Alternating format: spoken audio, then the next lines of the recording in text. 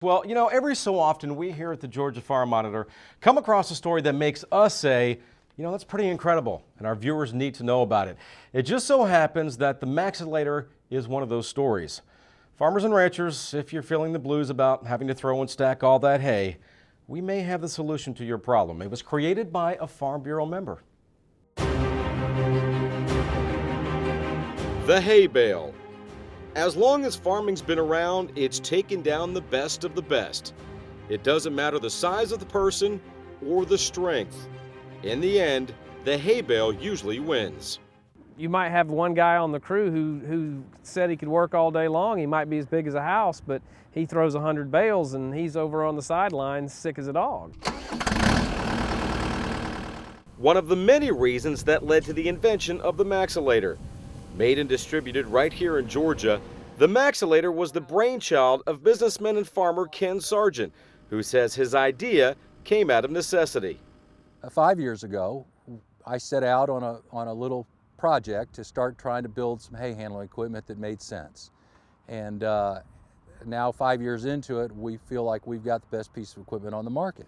We started out with an accumulator, and then we moved into the grapple market, and then I came up with the Accuma grapple. And then decided that, well, gee whiz, we still don't need two pieces of equipment to do this. I think I can make one machine do everything. And I knew that if we could do that, the little guy would be able to afford it. Mission accomplished, according to Sargent.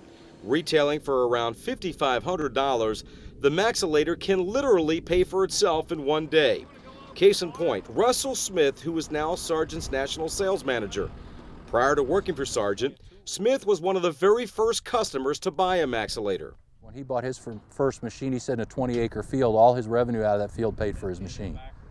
So from that standpoint, it doesn't take long to pay for the machine. When you take the hay out of the field and put it in the barn and you're not able to sell it maybe 9-10 months later, you've paid out labor that day. You've paid out cash money that day for hay that you might not be able to sell for several months. And if your barn leaks or your barn burns down or the market goes south on hay, the early spring, and it doesn't sell, you've spent 13, 15, however much per man.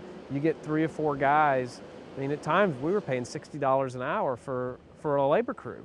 Labor aside, Smith says the Maxilator not only saves a farmer precious time and money, but a number of headaches. He points to the risk factor as a prime example, something Smith learned firsthand while working on the job. I was hurt last February. I fell off a hay trailer, broke 3 ribs, internal injuries, out of service for 2 months. And I'm just thankful that were me and not one of my neighbor's kids or somebody that I didn't know who might come back and expect payment for their medical or claim against my insurance. And you just can't afford, no matter how low the cost, it's too risky. You don't get dirty, you don't get hurt, you don't have to pay labor, you don't have to worry about somebody suing you for falling off your trail or pulling a muscle. And not many kids want to work anymore. They don't want to get out there in the hot hay field at 95 degrees and 90% humidity and throw hay and then have to go back and unstack it in the barn. And this just makes it fun again, really. I mean, that's the bottom line. If you love to farm and you love to play around with it and make money, well, this works.